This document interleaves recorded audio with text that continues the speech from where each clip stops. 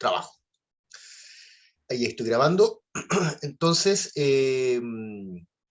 las grabaciones aún no las he subido al campo virtual, pero esta noche voy a subir las tres clases, las tres primeras clases que completan, ¿no es cierto?, la primera parte de esta unidad temática. Entonces, el trabajo número 1 es hasta lo que veremos hoy día.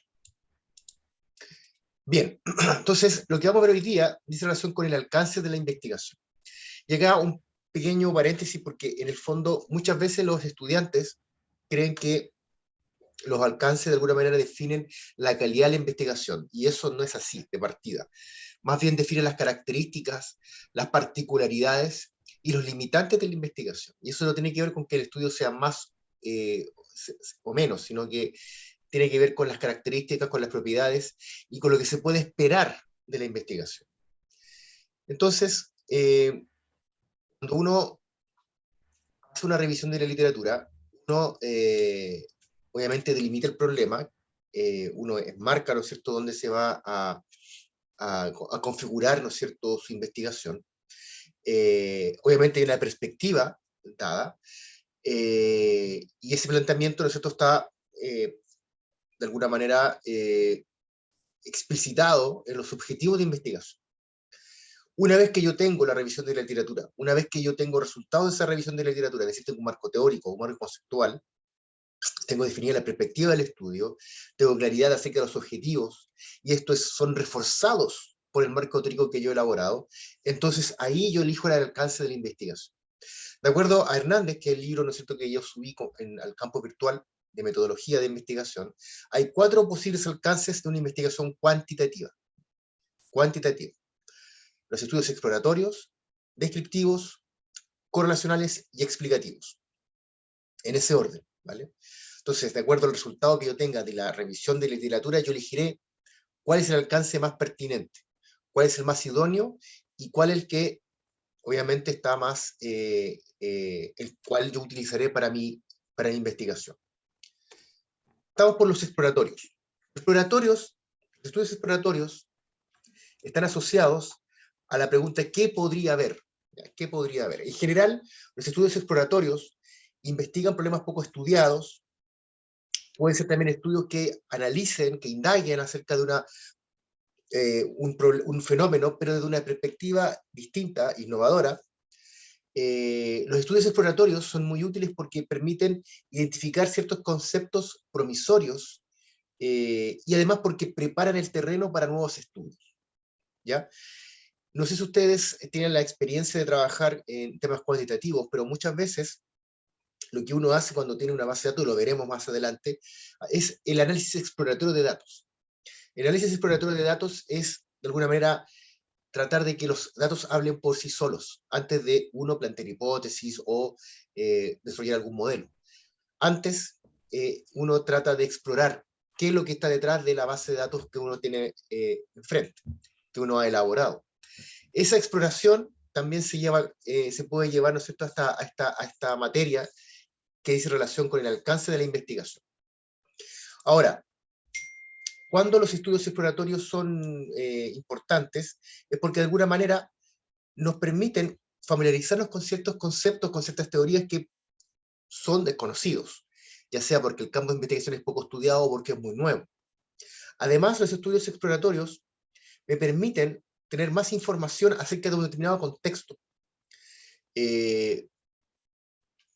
problemas nuevos que surjan, cómo poder identificar ciertos conceptos o ciertas variables susceptibles a ser utilizados en hipótesis posteriores. Cómo podría, por ejemplo, también establecer prioridades para investigaciones futuras. Cómo yo podría, por ejemplo, a partir de un análisis exploratorio, sugerir afirmaciones, postulados, conjeturas. Entonces, los estudios exploratorios son muy importantes porque de alguna manera son la punta de lanza de un ciclo de investigaciones en un campo determinado. Entonces, son muy útiles. De alguna manera es como la avanzada, ¿no?, en un campo de investigación. Entonces, en ese sentido, uno perfectamente podría plantear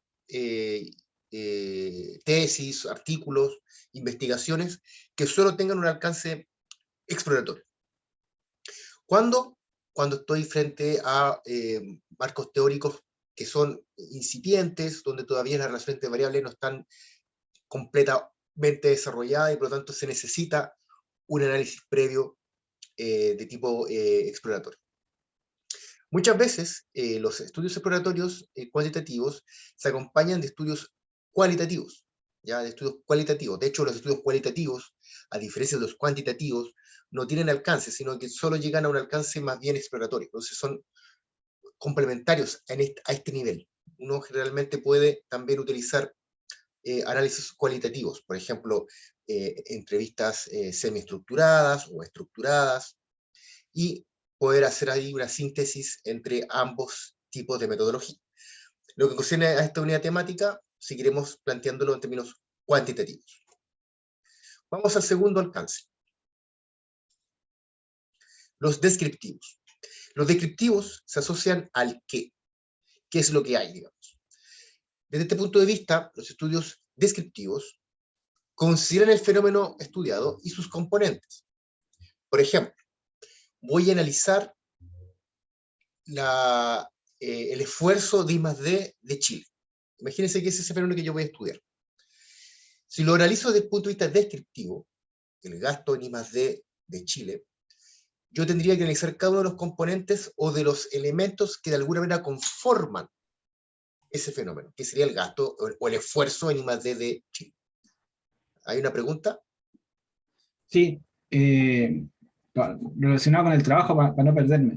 Uno tiene que indicar qué modelo elige, por ejemplo, en este caso, lo comento porque este está como más asociado a la investigación que estoy haciendo, pues es descriptivo, los datos están, o deberían estar. Tengo que indicar el trabajo se basó en un modelo descriptivo, o se entiende, se sobreentiende por el desarrollo del ejercicio. No, se explicita, se indica, el alcance es de tipo descriptivo o de tipo exploratorio, se indica. Sí. Perfecto. Bueno, en el caso de los descriptivos, que está asociado al qué, como decía, el ejemplo era el esfuerzo de I+D de Chile. Entonces, para poder estudiar ese fenómeno, el esfuerzo de I+D, uno debería considerar, por ejemplo, el gasto en I+D que realiza Chile en los últimos 10 años. Entonces tendríamos una perspectiva temporal. Por ejemplo, podríamos analizar el mismo fenómeno desde el punto de vista regional, cómo se distribuye el gasto o el esfuerzo en I+D entre las regiones que conforman Chile. Podemos también verlo desde el punto de vista sectorial, desde el punto de vista del sector económico. ¿Qué sectores son los que más esfuerzo hacen en I+D? O desde el punto de vista del tamaño de empresa, las grandes, pequeñas o medianas empresas. También podríamos verlo desde el punto de vista del tipo de gasto que se realiza. Podríamos también analizarlo desde el punto de vista de la comparación, ¿no es cierto?, del gasto de Chile con otros países de Latinoamérica o de otros países emergentes con un ingreso per cápita similar. Podríamos analizarlo también cómo evoluciona en el tiempo el gasto en I+D. Es decir, cuando se habla de un análisis descriptivo, es eso, es considerar un fenómeno, un concepto, y darlo vueltas, ¿no? Analizarlo por de distintas aristas, distintos componentes. Eso es un análisis descriptivo, eso es un estudio descriptivo. Desde ese punto de vista, los estudios descriptivos tienen valor porque miden conceptos. O sea, en este caso estamos tratando de medir el esfuerzo en I+D. Y estamos tratando de definirlo, además. ¿Cómo podríamos definir el esfuerzo en I+D? Desde el punto de vista, por ejemplo, del gasto en I+D en intraempresarial o extraempresarial, o el que tiene relación con el recurso humano usado en I+D. Bueno, eso es un análisis descriptivo. ¿Por qué son útiles o cuál es el valor que tienen los estudios descriptivos? Son útiles porque de alguna manera, como lo acabo de describir, los fenómenos son tratados desde distintos ángulos, de distintas dimensiones. Es más, desde distintos contextos o situaciones, espacios temporales, lugares geográficos en particular. Es decir, uno tiene la posibilidad, ¿no es cierto?, de mirar de distintos prismas un fenómeno. Y eso es valioso, porque de alguna manera nos da una profundidad de análisis que no lo da, por ejemplo, un análisis exploratorio. Aquí como que subimos un peldaño respecto a lo que consideramos un análisis exploratorio. Aquí ya tenemos un objeto de estudio y tenemos la capacidad, dado por los marcos teóricos, por la revisión de literatura, o sea, hay información para poder, ¿no es cierto?, hacer este análisis en profundidad de ese fenómeno. Vamos a subir un peldaño más. Existen los alcances correlacionales. El alcance correlacional, o los estudios con alcance correlacional, están relacionados a la pregunta al cómo. Al cómo. Recordemos, los exploratorios es qué es lo que hay, el descriptivo qué es, y el correlacional el cómo. La gracia que tienen los estudios correlacionales, que ya son un poquito más sofisticados que los dos anteriores, es que ofrecen predicciones. O sea, yo ya podría predecir el valor de una variable en relación a otra. Explican la relación entre variables. Y además cuantifican esa relación entre variables. De hecho, ¿no es cierto?, uno de los principales índices para medir este tipo de relación es el coeficiente de correlación, ¿cierto? ¿Ustedes conocen el coeficiente de correlación? ¿Qué es lo que mide un coeficiente de correlación?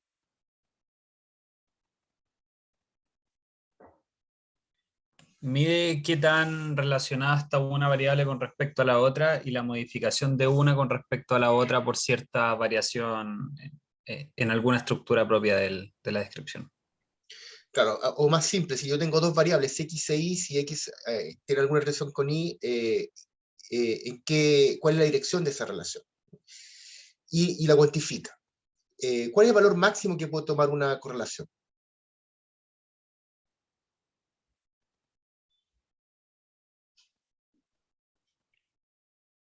Uno, ¿no? 1 o menos 1, digamos, porque puede ser muy alta, o sea, directamente proporcional, o inversamente proporcional, menos 1. Entre 0, 1 o 1 positivo o negativo. Claro, en el fondo 0 indicaría que no hay relación. Y ustedes saben, creo que se lo dije la vez pasada, pero vamos a repasar más adelante cuando tengamos datos. Cuando uno tiene una estructura de datos, uno podría, por ejemplo, aplicar una correlación tipo Pearson, si es que, por ejemplo, asumimos que la distribución de probabilidad de esa variable es normal. Si no podemos hacerlo, utilizamos un método no paramétrico, que sería el de Spearman. En general, los software estadísticos, de hecho el Excel creo que perdón, da la opción de usar ambos coeficientes. Ahora, ¿cuál es el problema que tienen los estudios correlacionales? Aquí aparecen ya las complicaciones cuando uno ya se mete al análisis bivariado, el más simple, cuando hay dos variables. Primero, cuando uno intenta medir, ¿no es cierto?, una cosa y los grupos son distintos. Es decir, por ejemplo, yo tengo un grupo y quiero analizar cómo evoluciona la pobreza. Entonces, aplico una medición al grupo y luego pasa el tiempo, tengo que aplicar la misma medición al mismo grupo, si no estaría incorrecto, ¿cierto? O, por ejemplo, medir lo mismo en dos grupos distintos. O sea, por ejemplo, si quiero medir un coeficiente de un CI entre dos grupos de estudiantes, de dos colegios, por ejemplo, las características tienen que ser similares, es decir, todo lo externo a que no sea esa relación entre variables, por ejemplo, ingreso e inteligencia, estoy inventando, todo el resto tiene que estar fuera de la relación para que efectivamente yo mida el vínculo directo entre, en este caso, por ejemplo, nivel de ingreso y coeficiente intelectual. Y ahí viene el segundo ojo, que es las correlaciones espurias. No sé si le escuchó antes este concepto de las correlaciones espurias. ¿Cuándo uno tiene correlaciones espurias? ¿Algún ejemplo?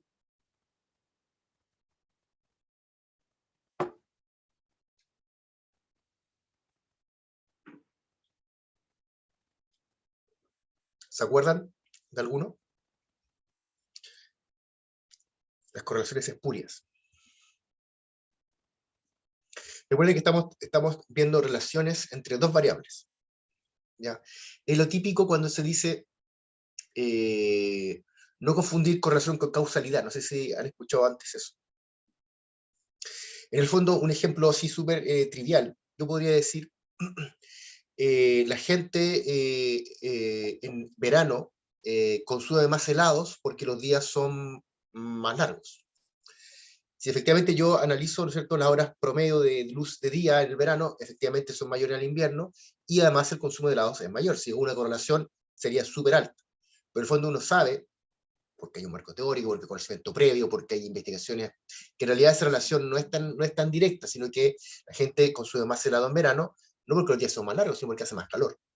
Entonces, en el fondo hay una tercera variable que yo no estoy considerando en la relación, que es la que afecta y que me puede llevar a, por ejemplo, plantear ese tipo de hipótesis, ¿no es cierto?, de que en verano la gente consume más helado porque los días son más largos. Cuando en realidad hay un tercer variable que es la que no estoy considerando, que es la temperatura promedio en verano es más alta y por eso la gente consume helados. Entonces, ahí podría yo tener una correlación espuria. Ahora, el ejemplo que doy es trivial, pero cuando ustedes ya se empiezan a meter en fenómenos, por ejemplo, ligados a la innovación, al emprendimiento tecnológico o a cualquier fenómeno complejo, social, económico, las correlaciones espurias son muy rápido o sea, son trampas que uno puede caer muy fácil como investigador. Ahora, si yo les preguntara a ustedes, ¿cómo yo podría evitar las correlaciones espurias? ¿Qué me podrían indicar ustedes? ¿Cuál sería la mejor forma, como la principal barrera, el principal protector frente a correlaciones espurias?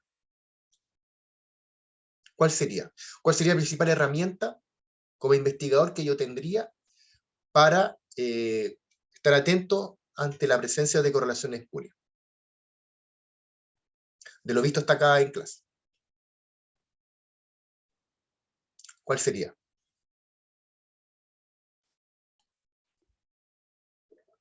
O sea, más que, no sé bien cómo decirlo, pero quizá una forma de evitarlo es estructurando muy bien cuál va a ser el grupo objetivo e indicar cuál va a ser el grupo objetivo y la forma de medición. Entonces, a partir de eso, si llega a haber este grupo o esta variable que no debería estar, igual va a estar considerada dentro del estudio.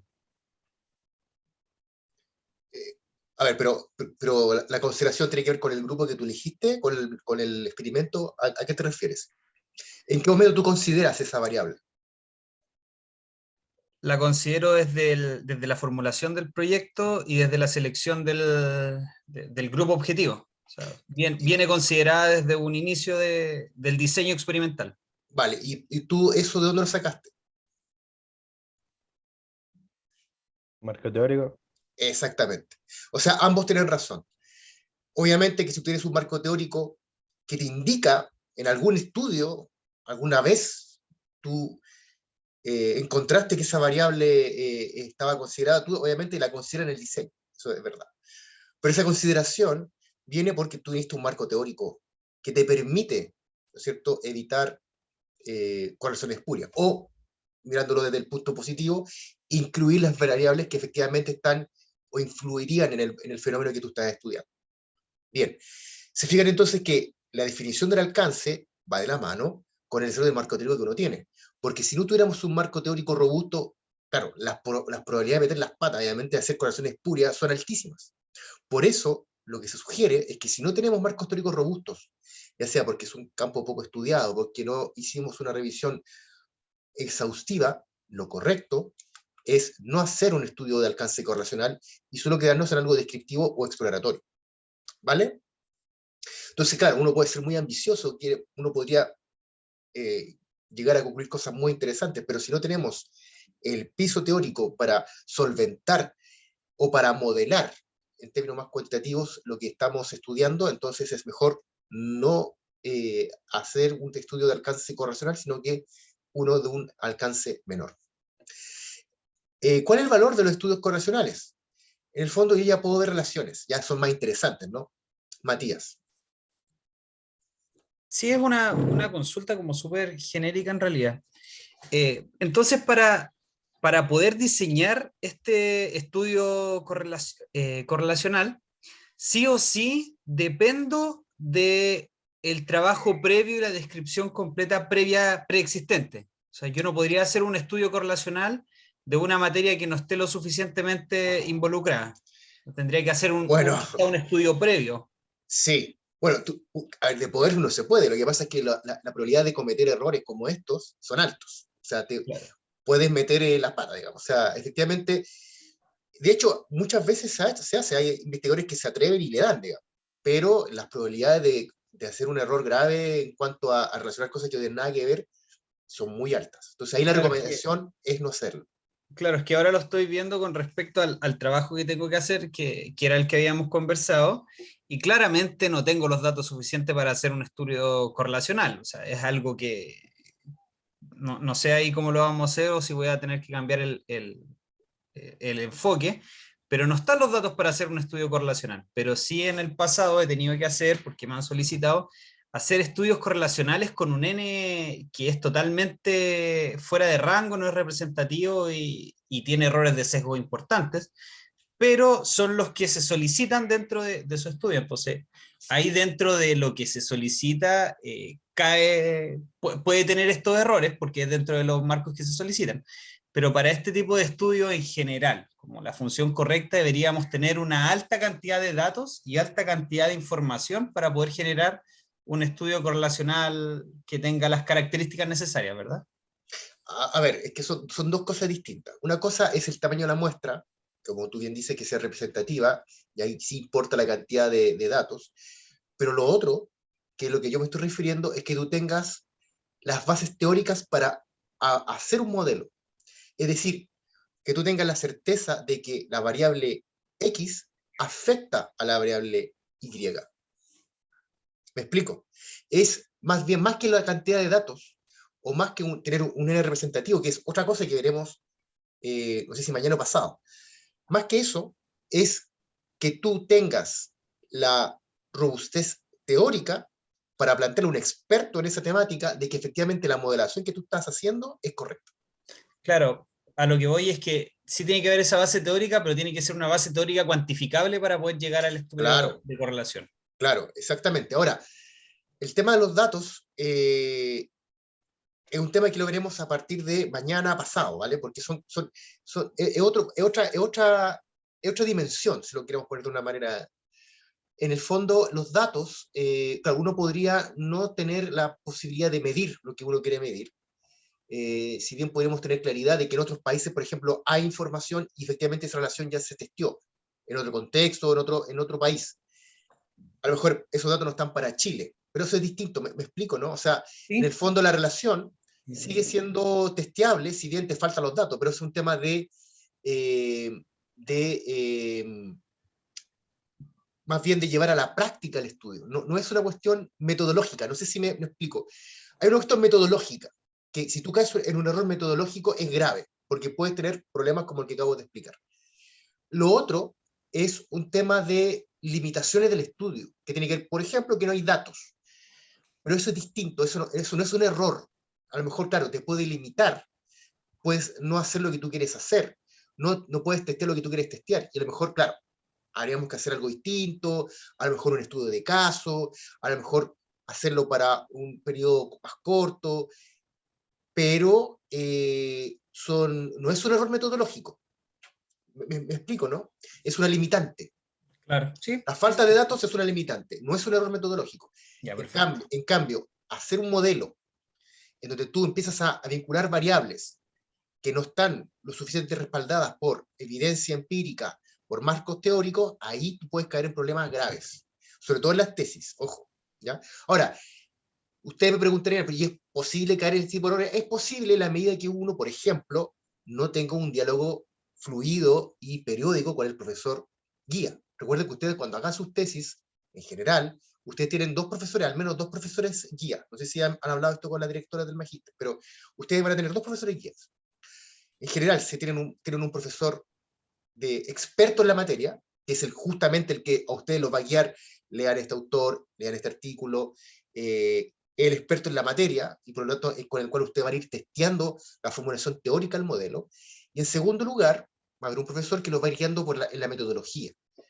Si ustedes quieren contratar tal hipótesis y el tipo de datos que ustedes tienen, les puede decir, bueno, aplica un modelo, pues de serie de tiempo, o aplica tal análisis de componentes principales. Bueno, ahí tendrán la orientación metodológica, porque son distintas aristas, ¿vale? Volviendo al punto de los correlacionales. Yo con los correlacionales ya puedo ver relaciones, ¿ya? Es más, yo podría eventualmente predecir si la relación, por ejemplo, es positiva, yo podría saber y cuantificar si X aumenta en 1%, y yo sé que la relación es de 1 a 3, y podría aumentar en un 3%. Es decir, yo ya podría predecir valores, aproximadamente. Sin embargo, igual queda corta el alcance correlacional en el sentido de que la explicación que puede dar, la conclusión a la cual pueden llegar en términos explicativos, sigue siendo parcial. Sigue siendo parcial. ¿Qué es lo que falta? No tenemos, por ejemplo, modelos, o sea, ultra robustos, mucha evidencia, que están muy bien respaldados, llegamos al mayor alcance, que son los explicativos, y que están vinculados a la pregunta del por qué. ¿Por qué sucede tal cosa? Los estudios explicativos lo que buscan es ya ir a las causas de los fenómenos. Ya con los explicativos yo ya tengo un sentido de entendimiento. Y los estudios explicativos incluyen a los otros. Es decir, si por ejemplo ustedes sus tesis lo hacen en un tema que está archi estudiado, hay mucha evidencia, hay marcos teóricos robustos, ustedes plantean un estudio de alcance explicativo, de todas maneras deberían tener una parte exploratoria, una parte descriptiva, una parte correlacional, y terminar con una parte explicativa.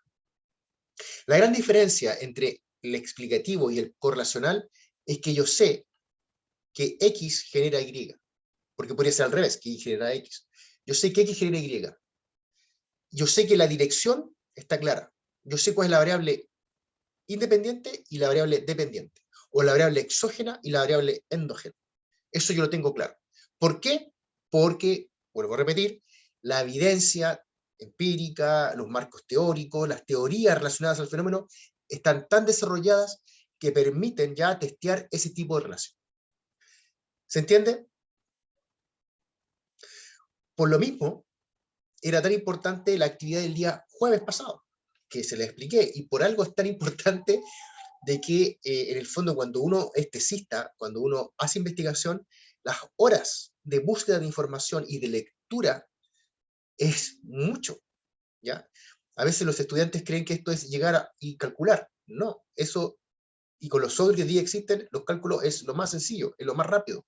Lo más difícil es generar un marco teórico consistente, coherente, que permita modelar, explicar fenómenos y, obviamente, ojalá, llegar a investigaciones con un alcance explicativo. ¿Por qué? Porque en el fondo es donde tiene el mayor valor, que es de dar un sentido de entendimiento a los fenómenos. Por ejemplo, decir, bueno, el crecimiento económico regional tiene que ver con el desarrollo del capital humano, tiene que ver con el capital, con la acumulación de capital físico, tiene que ver con el gasto en I+D, con el desarrollo de las instituciones. Bueno, hay una serie de variables que uno podría incluir, por ejemplo, en un modelo de crecimiento económico regional, por poner un ejemplo. ¿Vale? Entonces, eso es lo que determina el tipo de alcance de la investigación. Preguntas, hasta aquí. Yo todavía no a esta altura del partido, cuando todavía nos queda mucho por terminar la unidad temática, todavía definir el alcance hoy me parece aventurado. Yo creo que todavía falta más revisión de la literatura, al menos como para tener una sospecha de qué tipo de alcance podrían ustedes, al cual ustedes podrían aplicar en el trabajo de esta unidad temática. Entonces vamos a hacer entonces ahora el link ya más directo. Había dicho, el resultado de la revisión de la literatura nos puede llevar a 4 escenarios. Primero, que no hayan antecedentes, o que estos no son aplicables al contexto en el cual ya se trabaja. Si eso es así, entonces lo que se recomienda es un alcance exploratorio. Si es que tenemos ciertos trozos, ciertas piezas, la posibilidad, ¿no es cierto?, de vislumbrar ciertas hipótesis, pues lo recomendable es un alcance descriptivo o correlacional. Si, luego de la revisión de la literatura, los antecedentes nos permiten hacer ciertas generalizaciones que pueden vincular variables, es decir, poder plantear hipótesis, lo indicado es un alcance correlacional. Y finalmente, si existen varias teorías o una teoría muy robusta que se aplican exactamente a nuestro problema de investigación, entonces el alcance debería ser explicativo. ¿Vale? Debería ser explicativo. Entonces, a modo de conclusión de esta primera parte de la unidad temática, que la investigación sea de alcance exploratorio, o descriptivo, o correlacional, o explicativo, va a depender de cómo uno plantea el problema y de los antecedentes previos, es decir, de la revisión de la literatura. De alguna manera, la investigación que uno va a llevar adelante debe hacerse a la medida del problema que yo he formulado. Por eso esto es una concatenación de cosas. No sé si se acuerdan, en la primera clase yo les mostraba como una suerte de diagrama de flujo de distintas etapas que lleva el proceso investigativo. Entonces, la formulación del problema de investigación tiene ese orden: el planteamiento del problema a partir de los elementos más importantes, que son los objetivos, las preguntas de investigación, la justificación, luego viene la revisión de la literatura, la elaboración del marco teórico o marco conceptual, y luego la definición del alcance. ¿Ya? Es distinto, porque muchas veces los estudiantes se confunden, dicen, yo voy a hacer un estudio descriptivo del fenómeno de la innovación en las pymes chilenas. Bueno, eso en realidad está mal, es poner la carrera delante de los bueyes. Es al revés. Yo primero defino el problema y luego decidiré, en base al planteamiento y a la revisión de literatura, a lo que resulte de la revisión de literatura, si es que haré un estudio descriptivo, correlacional o explicativo acerca de la innovación en las pymes chilenas. ¿Vale? Ahora, lo otro que conversamos la semana pasada era de que una vez que uno hace una revisión, el planteamiento que uno hace puede permanecer sin cambios. Es decir, planteo el problema, los objetivos, las preguntas, y me doy cuenta que tengo la suficiente información teórica, empírica, para mantener ese planteamiento. Puede ser también que lo modifique radicalmente. Partí de una manera, hago la revisión y modifico todo porque encontré que ya estaba hecho lo que yo quería hacer, porque encontré que en realidad no tengo los marcos teóricos para poder plantear lo que yo quería plantear, o podía hacerse cambios graduales. Podrían hacerse cambios graduales. A lo mejor modificar ciertos objetivos específicos, a lo mejor la delimitación del problema, modificarla, tal vez no hacer algo tan contemporáneo, hacer algo hace 5 años atrás. Es decir, ahí uno va ajustando en la medida en que vaya haciendo esa revisión de la literatura, que como dije la semana pasada, no es una cuestión que se termine en un cierto momento, es algo que se hace constantemente a lo largo de toda la investigación. ¿Qué se termina de hacer? Entonces, ¿cuál va a ser la tarea 1? ¿Cuál va a ser el trabajo 1 que ya ustedes han ido avanzando? Realizar entonces el planteamiento de una investigación cuantitativa. ¿Qué tiene que incluir esa investigación? Primero, algo que ya ustedes han ido avanzando: el objetivo general y específico, o general y específicos, las preguntas de investigación asociadas y la justificación.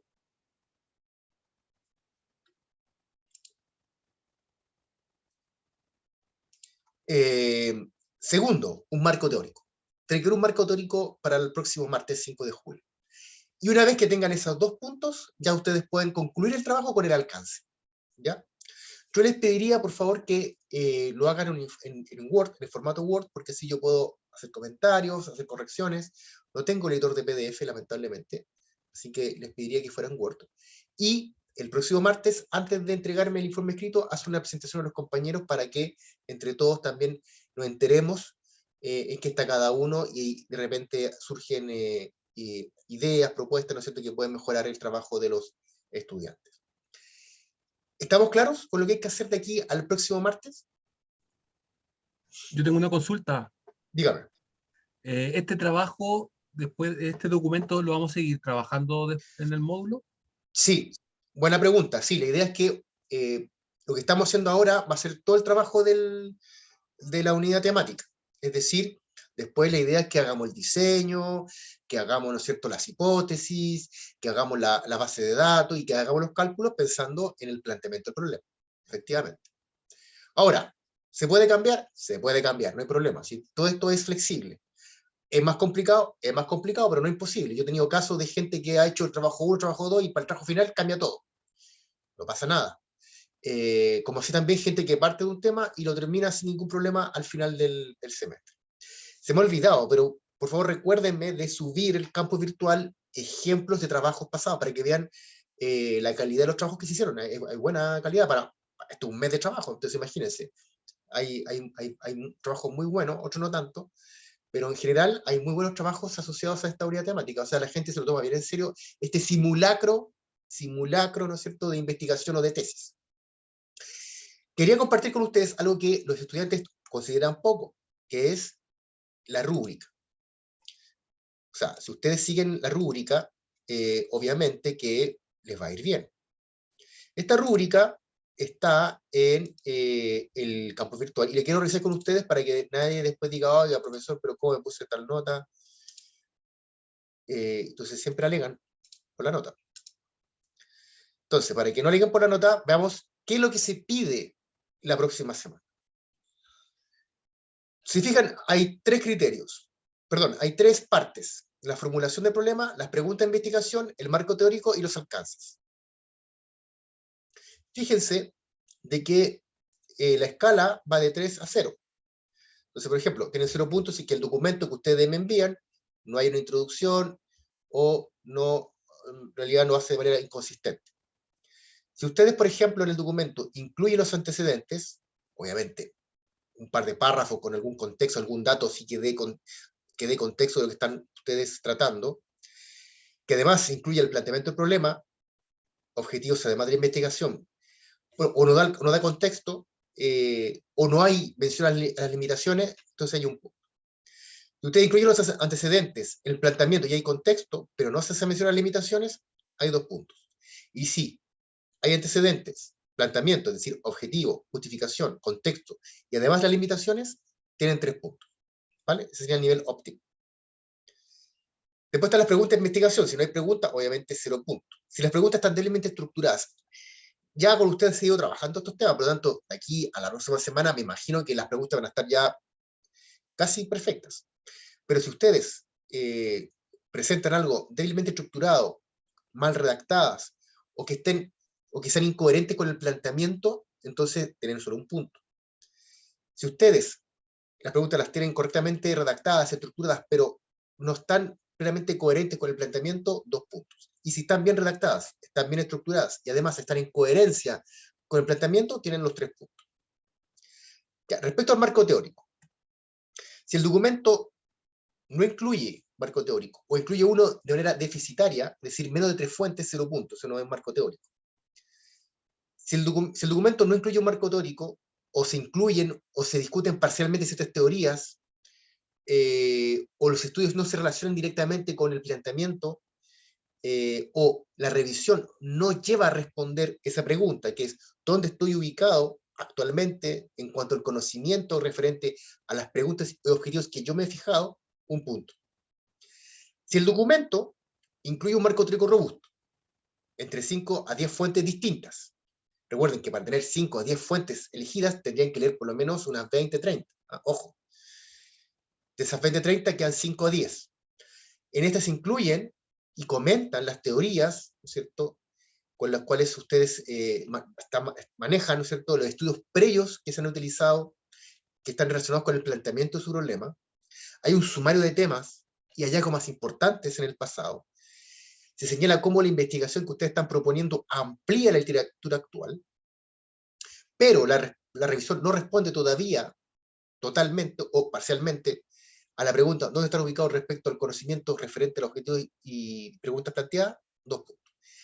Si ustedes pueden responder adecuadamente esa pregunta con un marco robusto, es decir, 5 o 10 fuentes distintas, comentando las teorías, la estructura de lo mismo, puede ser como lo mismo en la clase de pasada, puede ser de manera conceptual, puede ser de manera cronológica, como ustedes quieran, pero tiene que haber una suerte de discusión respecto a las teorías que ustedes estén considerando para el problema que tienen, que van a investigar. Ahí tendrían los 3 puntos. Y finalmente, respecto a los alcances, si no hay alcance, obviamente 0 puntos. Si el alcance está en incoherencia tanto con el marco como con el planteamiento, tienen 1 punto. Si está en incoherencia con alguno de los dos, 2 puntos. Y si está completamente coherente con el planteamiento y con el problema, tendrían 3 puntos. Es decir, es muy raro que si ustedes hicieron un buen planteamiento, hay un buen marco teórico, es muy raro que lo tengan el alcance. O sea, en realidad es como un punto base. ¿Ya? El alcance es lo más fácil. Porque una vez que hicieron las otras 2 cosas, el alcance es como la conclusión. ¿Ya? Ese es el trabajo. Esto está en el campo virtual. Ustedes lo pueden ir revisando permanentemente a medida que van a hacer su trabajo para que ustedes mismos se vayan ubicando cuántos puntos estarían obteniendo dada la respuesta que ustedes estén brindando. ¿Cuántas páginas máximo? No más de 20. Yo creo que en 20 páginas, menos de 20 páginas, yo creo que da para hacer un trabajo de estas características. Gabriel y Mario. Mario creo que está antes. Mario, perdón. Bueno, lo levantamos casi al mismo tiempo. Sí, mira, lo que me pasa con lo que estás presentando es que esto es una opinión súper personal. No sé si vamos a ver un trabajo no sé, del marco teórico, como un resultado, como un trabajo ya hecho. ¿Por qué? Porque yo soy como muy acotado en hacer cosas, entonces puede que el alcance para mí sea una línea, ¿cachai? Y no esté cumpliendo con los parámetros o con la exigencia que existe, que está en el documento. Por ejemplo, es el marco teórico. Eso me queda harta duda. El alcance lo entiendo, pero, y como te digo, puede que sea una línea y yo la pueda defender. Pero el marco teórico no he visto un ejemplo de marco teórico, entonces me cuesta plasmarlo. Ahí no sé si nos puede ayudar con eso, por lo menos en mi Sí, caso me cuesta poder, la información yo la puedo colocar, ¿cachai? Entiendo la idea, lo puedo hacer, pero seguirme con un marco me cuesta. No sé si tienes un ejemplo para sí, poder seguir. Como... voy a subir ejemplos de trabajos en el campo virtual, para que ustedes tengan una referencia, ¿vale? Así que no se Sí, preocupen. eso, una referencia necesito, por favor. Vale, sí, atendible el Gracias. punto, totalmente atendible. Gabriel, Sí, si bien no aparece en el alcance, hay que incorporar las referencias, ¿no? En mm, formato, perspectiva, etcétera. ya, mira, lo que pasa es que, a ver, no quiero ser, lo que pasa es que hay muchos de ustedes que todavía no están vinculados al APA, ¿ya? Yo exijo el APA al final, ¿ya? No el primer trabajo, pero Vale, vale. si ustedes aplican APA desde ya, bien, porque van a tener que aplicarlo sí o sí para el trabajo final. Entonces, si lo empiezan a aplicar desde ahora, si bien no tiene puntaje, ya tienen un camino recorrido para poder entregar el trabajo final. Pero sí, en el fondo lo que se va a pedir después del marco teórico definitivo va a ser que esté citado con APA, incluyendo la referencia bibliográfica, que es lo que le van a pedir a ustedes en la tesis.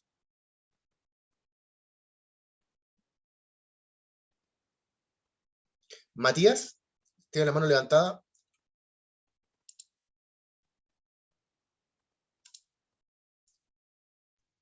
No, creo que se levantó. Ahí sí. Ok, bien. A partir de mañana va a haber otro tema, ya que va a ser para el trabajo número 2, para que no se confundan, pero de todas maneras vamos a dejar siempre un espacio para avanzar con los trabajos. Entonces, yo lo que haría ahora sería un pequeño break y a las 8 partiríamos con la retroalimentación, entonces tenemos ya bastante holgura para estar con ustedes, por lo menos con cada uno de ustedes, no sé, estar unos 10-15 minutos para ya avanzar en sus trabajos para la próxima semana. ¿Les parece? Sí, Perfecto. Sí, no hay problema. Ya, paremos entonces y Súper. a las 8 retomamos, ¿vale? Vale, profe. Bueno, gracias. Ok. vale.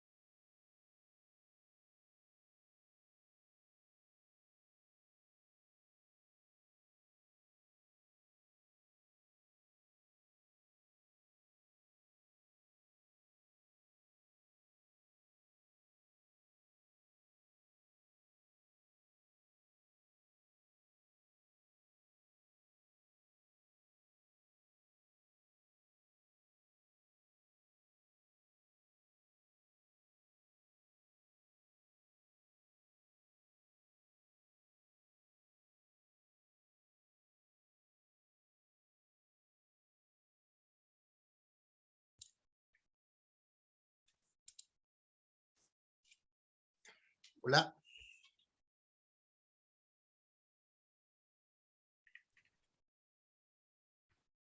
Hola. Hola, profe. Chicos, miren, encontré unos trabajos, los voy a mostrar ahora, para que veamos cómo un marco teórico.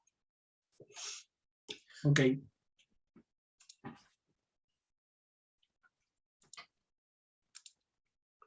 Ya, estos trabajos son unos buenos trabajos que se han hecho en el curso. Ya, este trabajo es el trabajo final, ¿ya? Entonces ya ha pasado varios filtros y revisiones. Entonces este trabajo de un estudiante del Magiet hace unos años atrás era efectos de la automatización sobre el capital humano del sector minero y su relación con la formación continua y la capacitación. Entonces, este muchacho lo que hizo, bueno, plantea el problema, genera un objetivo general, objetivos específicos, las preguntas, ¿se fijan? La justificación, bueno, y después va al marco teórico. En el marco teórico, ¿se fijan? Él trabaja con este constructo, la capacidad de absorción. Entonces, parte con los primeros autores, Schumpeter en este caso, y va contando la historia, ¿ya? Fíjese que lo que él hace, utiliza acá APA, y hace una cita textual, ¿se fijan? Como lo vimos la semana pasada, con la correspondiente cita, referencia. Entonces habla de Schumpeter, el aporte de Schumpeter, después viene lo de Cohen y Leviter en el 90, que son los otros autores que profundizan en el concepto de capacidad de absorción.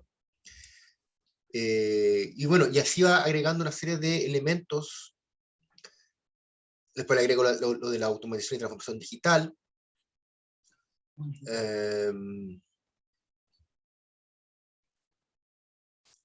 E incorpora a esta persona, David Autor, que es uno de los principales investigadores en el área de lo que tiene que ver con el trabajo y la automatización.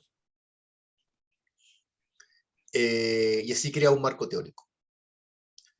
Y bueno, y va descubriendo, ¿no es cierto?, cosas que tienen que ver, por ejemplo, con el tema de las habilidades automatizables, bueno, y así se va metiendo en el tema. Luego la formación continua, y sigue aplicando ideas, por ejemplo, Bravo, García y Schlechter, el tema de la gestión del conocimiento y la gestión del cambio, ¿se fijan? Entonces ahí tenemos un ejemplo de un marco teórico. Veamos otro ejemplo.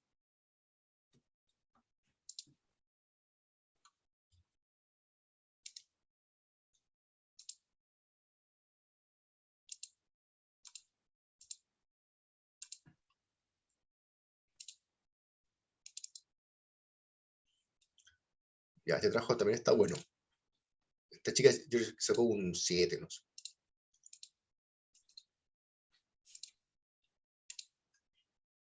Ya, lo que hace esta persona es un análisis cuantitativo de la relación entre el gasto en I+D, la propensión a innovar y el emprendimiento. Entonces, lo mismo que el otro caso, parte con el antecedentes, los objetivos, las preguntas, la justificación, da un contexto, y luego marco teórico. Fíjense que el marco teórico, ella ordenó, dice, el marco teórico está planteado en 4 apartados. Eleazar, ¿sí? Cristian, una pregunta. Mira, voy a hablar a modo personal. Lo que más ha sido dificultoso para mí es descubrir el tema en el sentido de que existen papers que vienen a responder eso. Muchas preguntas que tengo. Hay que ser bastante innovativo respecto a eso, porque obviamente cuando yo empiezo a bucear en internet, obviamente se verifican ciertos papers que podrían responder a través de una inferencia, a través de las dudas que yo tengo. Entonces yo te pregunto con respecto a este trabajo en particular, por lo que yo estoy observando, no tiene tantas citas, en el sentido de una cita en el marco teórico, pero no tiene tantas citas de otros papers o algo así. Entonces la pregunta es súper simple. ¿Tú vas a verificar si hay algo en si hay algo en el sistema, algo similar, y qué tan innovador es, o algo por el estilo. O sea, en el sentido, si Sí. que tú encontrás un paper similar y responde muy similar a lo que estuve respondiendo yo, obviamente se valoraría de una forma negativa. ¿Cómo funciona eso? No, lo que pasa es que, claro, a ver, yo no soy experto, ustedes son 8 estudiantes, cada uno de ustedes tiene un tema particular y son súper diferentes uno de otro. O sea, lo que yo hago es más bien una revisión de la metodología, ya más allá del tema, porque claro, a lo mejor se puede repetir. Lo que yo voy a ver es que, por ejemplo, lo que esté escrito sea tuyo, digamos, no lo hayas copiado, no hayas hecho un copy-paste. Pero en cuanto al tema, sí que, por ejemplo, existe un estudio muy parecido al tuyo que se hizo, no sé, en Japón hace 20 años atrás, bueno, nada, no pasa nada, digamos, lo cambiamos, pero eso no te quita puntos, ¿vale? Ya, entonces, ¿qué es lo que, más que que eso es lo que me complicaba, porque yo decía, de buscar un paper que obviamente sea muy diferente, obviamente como estamos en un periodo introductorio y estoy recientemente entendiendo los conceptos y recién metiendo en el tema, obviamente encontrar justo al punto que no esté en el mercado, que no esté en la web o que no haya sido desarrollado, no es tan fácil. Entonces me tranquiliza un poco más el hecho de que se evalúe más la forma, Sí, obviamente el fondo, pero se evalúa más la forma, así que en sí, ese lado por lo menos yo quedo más tranquilo. sí, porque es metodológico, porque claro, yo no soy experto en todo, entonces eh, yo lo que voy a revisar es que en la rúbrica, y un poco que seguiste los pasos para concluir, por ejemplo, que el alcance de tu investigación es de tal tipo y no de otra. Y bueno, Perfecto. lo del Turnitin, yo los paso al azar. ¿Ah?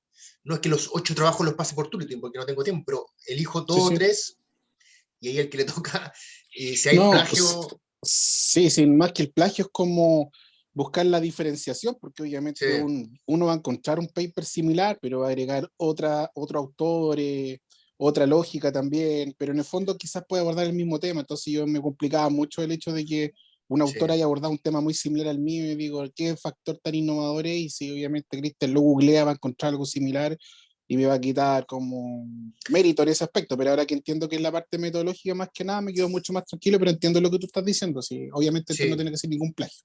Ahora, ojo que este ejercicio ustedes lo van a tener que hacer igual, o sea, a ver, la tesis tiene que ser algo innovador, o sea, no, Sí, sí, sí, sí, hay sí, sí, no hay escapatoria, o sea, sí, sí, está claro, sí, lo que pasa es que como como estamos, yo por lo menos me estoy recién adaptando al tema, yo he buscado algunos papers y me decepciona porque yo digo, pucha, esto es parecido, ya busco a otro, ya invento otra cosa, y así. Entonces me ha tocado eso un poco, pero yo entiendo la figura que obviamente le da tesis, obviamente tiene que hacer desde algo desde ya, y quizás de algo buscar desde ahora no es malo tampoco en esa lógica. no, algo que yo recomiendo, ¿ah? Partir desde ahora, y a lo mejor también utilizar los cursos que vienen en el MAGET como para ir reforzando esa idea inicial que uno tiene, esa inquietud inicial. Bueno, entonces, volviendo a este trabajo, se fijan que esta persona, así como el otro estudiante, fue hecho un Peter, que así como ya el ícono, ¿no es cierto?, de lo que es la innovación en economía, esta persona fue Adam Smith, que fue uno de los padres de la economía y hablando del crecimiento económico. Entonces, claro, las referencias son súper lejanas en el tiempo, pero claro, Schumpeter, Adam Smith, no sé, están bien citados. Y después de ahí ella va trabajando con modelos que dentro de la literatura, en este caso del crecimiento económico, son súper importantes. Solow, eh, después bueno, también agrega Schumpeter, Sally Martín, bueno, y así con otros, pero ella cita bastante, se fijan, cita bastantes trabajos. El tema de la innovación y el emprendimiento, también ella incluye el rol del Estado, bueno, repito, esta es la versión final. Yo creo que cuando esta chica partió no fue tan elaborado como está acá, pero esto les da una pista un poco de lo que se espera que ustedes entreguen al final de la unidad temática. Los voy a subir ya para que lo tengan, porque también incluye los otros capítulos que lo veremos a partir de mañana y la metodología y el análisis de datos. Por ejemplo, esta chica de hecho planteó un modelo. Se fue un poco más allá de lo que se pedía. Se fija, recolectó datos para países, ahí está el modelo, lo calcula para los países, para 5 años, calcula el estudio de capital tecnológico, y creo que hace una regresión, utiliza el SPSS como software y hace los cálculos. Se fijan, hizo un análisis descriptivo, ahí aplicó algunas cosas que lo veremos en su momento, de las variables. Hizo la prueba de normalidad, correlaciones paramétricas, no paramétricas, eso le decía yo de Pearson y Spearman, lo calculó ella, y calculó un modelo econométrico ella. Hace una regresión lineal, ¿eh? Y luego las conclusiones. Bueno, es un trabajo que tiene 29 páginas, 28 páginas. Tampoco es tanto. No es tanto. Bien, se los voy a subir para que lo tengan como referencia. No sé si creo que fue Mario que él me dijo que quería algún ejemplo. Bueno, ahí está. Ahí Sí, los ejemplos. y yo te pregunté eso, incluso venía de lo que estoy mirando, ¿ah? En la última observación. Cuando tu fuente es más internet, notas de internet, porque por ejemplo el tema que yo busqué no había ni un paper. O sea, hasta ahora, puede que mañana encuentre, no sé, hasta ahora no encontré ni un paper. Pero sí mucha información de nota, sobre todo porque es un tema contingente, que no son la pandemia, entonces pero son notas. ¿Tú ahí los citas o no es necesario? Porque son links, son Sí, URL. sí. Fíjense que en las normas APA que les compartí a ustedes está cómo citar links. Así Ya. que se puede referenciar, no hay problema. Ah, Búscalo perfecto. Sí, en porque- el manual que yo les compartí, ahí está cómo citarlo correctamente. Se puede citar hasta series, así la cuestión ya. La 7ª edición de APA es súper abierta, o sea, hasta Twitter, puede citar hasta Twitter, o sea, ya tweets, digamos, ¿no? Por eso les tiré la talla la semana pasada de que hasta uno podría citar hasta video de TikTok, digamos, o sea, ya cualquier cosa se cita, digamos. Todo es fuente de conocimiento y Sí, es que por eso te digo, la mayoría de internet, pero no de papers, sino de noticias, muchas noticias.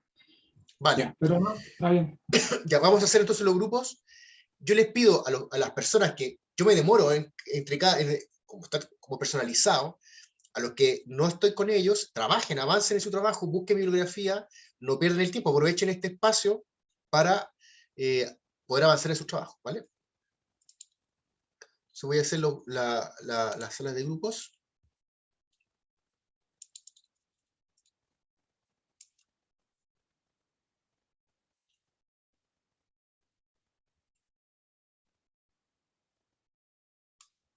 Somos 7, 8. 8. Ya.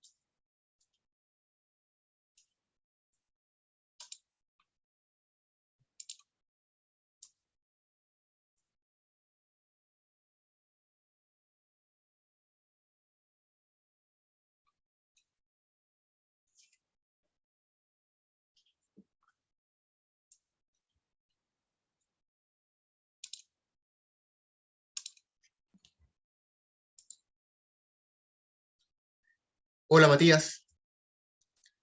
Matías, Acá estoy. ya. ¿Puedes compartirme entonces tu pantalla para ver si tu avance? Así vamos, estoy ayudando. Es complicado ahora porque mi computador está jodiendo mucho, mucho porque quiere una actualización, entonces no me deja compartir. Pero mira, por lo menos con relación a lo que encontré, hice la búsqueda todo el fin de semana de cuál era como lo mejor dentro de